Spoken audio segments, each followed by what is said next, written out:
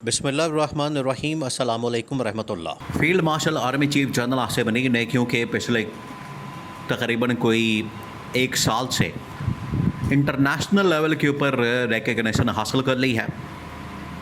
International level के ऊपर अब एक बड़े प्लेयर के तौर पर वो सामने आए हैं। नून लीग और पीपल्स पार्टी को ये बात हज़म नहीं हो रही, क्योंकि अब पाकिस्तान के अंदर भी इंटरनेशनल लेवल के ऊपर भी अब जो सूरत हाल बनी है उसमें जनरल आसिम एक बहुत बड़े डिप्लोमेट के तौर पर भी और एक बहुत बड़े जर्नल के तौर पर भी उन्होंने अपना लोहा मनवाया, उन्होंने कामयाबी हासिल की है, उन्होंने अपनी फतह के झंडे गाड़े।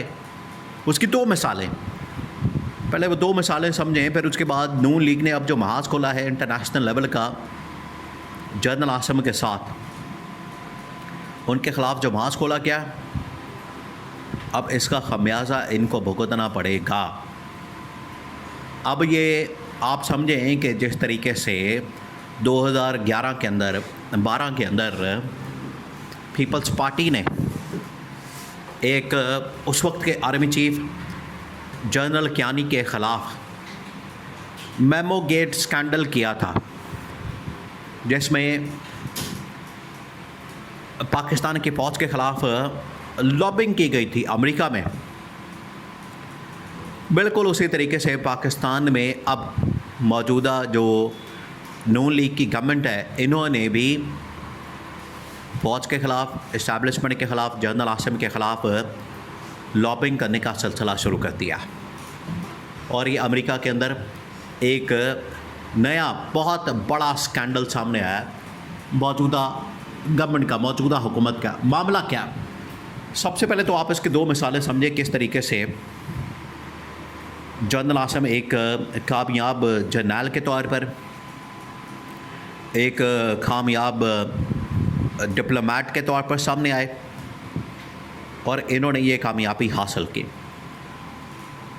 पहला ये कि जब इंडिया के ख़िलाफ़ जंग हुई, पाकिस्तान ने उस जंग के अंदर कामयाबी हासिल की, तो field marshal army chief general Asim Munir उस जंग में एक कामयाब जर्नल के तौर पर सामने आए और पूरी दुनिया के अंदर उनका चर्चा हुआ। पूरी दुनिया के अंदर, पूरे मीडिया के अंदर, पूरी दुनिया के बड़े बड़े टॉप जर्नलों में उनका जिक्र किया गया कि जनरल आसिम ने बड़ी ही ज़बरदस्त हिकमत अमली के साथ, बड़ी ज़बरदस्त वॉर स्ट्रैटेजी के साथ ये जंग जीती। तो एक बड़े जर्नल के तौर पर सामने आए। नंबर 2, अब ये जो अमेरिका और ईरान के दरमियान डील हुई है, इसमें एक बहुत बड़े डिप्लोमेट के तौर पर सामने आए, क्योंकि दोनों के दरमियान, अमेरिका और ईरान के दरमियान जो पैचअप करवाया है, अमेरिका और ईरान के दरमियान जो इस वक्त डील हुई है, इस डील के अंदर अगर किसी ने काम किया और इसको माना भी गया, जेडी वेंस ने, ईरान ने, अमेरिका ने, शहबाज शरीफ ने, सब ने इसका क्रेडिट किसको दिया? जनरल आसिम को दिया। तो जनरल आसिम एक डिप्लोमेट के तौर पर भी सामने आए। अब ये दो इसकी मिसालें हैं जिसमें जनरल आसिम ने बड़ा ज़बरदस्त काम किया। उन्होंने अपने आप को एक ताकतवर जर्नल के तौर पर इंटरनेशनली रिकग्नाइज़ करवाया और एक डिप्लोमेट के तौर पर उन्होंने रिकग्नाइज़ करवाया।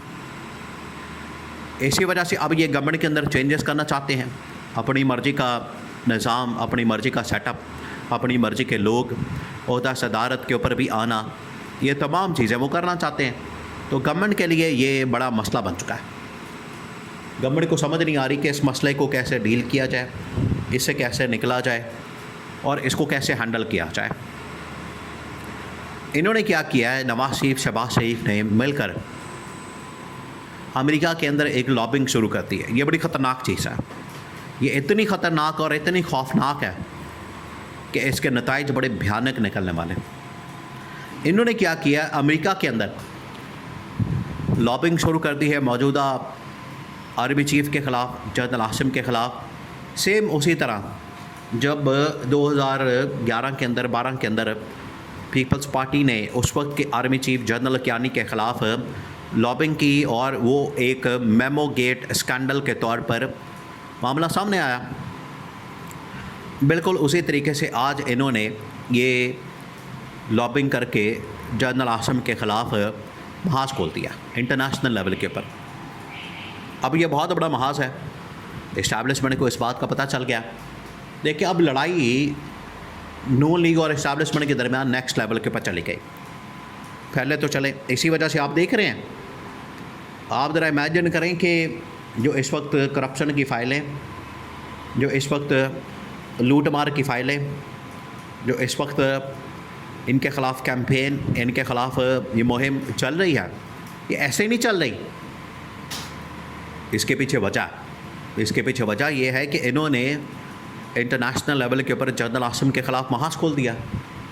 इन्होंने जनरल आसिम के ख़िलाफ़ अमेरिका के अंदर लॉबिंग शुरू कर दी है, और ये जो लॉबिंग है ये बड़ी ख़तरनाक है, ये बड़ी खौफनाक है।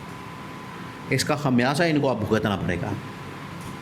और ये जो लॉबिंग की जा रही है, ये जो काम किया जा रहा है, इसके पीछे मकसद क्या है? इनको असल में ये अंदाज़ा हो गया है कि जनरल आसिम एक ताकतवर general, 5 star general, field marshal, इसके साथ वो CDF, तमाम के तमाम फोर्सेस की कमांड उनके पास, आगे वो सदर भी बन जाएं, फिर इंटरनेशनल लेवल के ऊपर रिकग्निशन, एक ताकतवर डिप्लोमेट के तौर पर, इंटरनेशनल डिप्लोमेट के तौर पर सामने आए। तो इनकी जो वैल्यू है या इनकी जो औकात है, नून लीग की, शरीफ ख़ानदान की, जरदारी ख़ानदान की, पीपल्स पार्टी की, खुल के सामने आ गई लोगों के। अब जनरल आसिम जैसे चाहें, जिस तरह चाहें इनको चलाएं, इनके साथ ट्रीट करें, इनका जिस तरह से मर्जी एहतसाब करें। अब एहतसाब का नारा इसी वजह से लगा है इनके ख़िलाफ़, ताकि इनका एहतसाब करके, हिसाब किताब करके जो हक़ाइक़ हैं लोगों के सामने रखे जाएं, इनकी लूट मार लोगों के सामने रखी जाए, और लोगों को बताया जाए कि इन्होंने किस तरीके से लूट मार की है, इन्होंने किस तरीके से मुल्क को लूटा है। तो ये एक स्कैंडल बहुत बड़ा ये अभी से मंजर आम पर आ गया। और ये स्कैंडल जब भी आता है तो गवर्नमेंट नहीं बचती। जिस तरीके से पीपल्स पार्टी ने यह स्कैंडल खोला उस वक्त की इस्टेब्लिशमेंट के ख़िलाफ़, तो कैसे पीपल्स पार्टी के कानों से धुएँ निकलवा दिए कि उनका एक वज़ीर-ए-आज़म फ़ारग कर दिया गया, फिर सदर को फ़ारग कर दिया गया। सेम वही अब इनके साथ होने जा रही है। इनकी गवर्नमेंट भी, इनकी हुकूमत भी, और इनके ख़िलाफ़ करप्शन की फ़ाइलें भी, इनकी लूट मार की फ़ाइलें भी, इनके तमाम के तमाम एविडेंस, तमाम के तमाम शवाहिद वो अब खुलने जा रहे, बल्कि खोल दिया गया है। और ये अब लड़ाई बड़े ही नेक्स्ट लेवल के ऊपर, इंटरनेशनल लेवल के ऊपर चली गई है।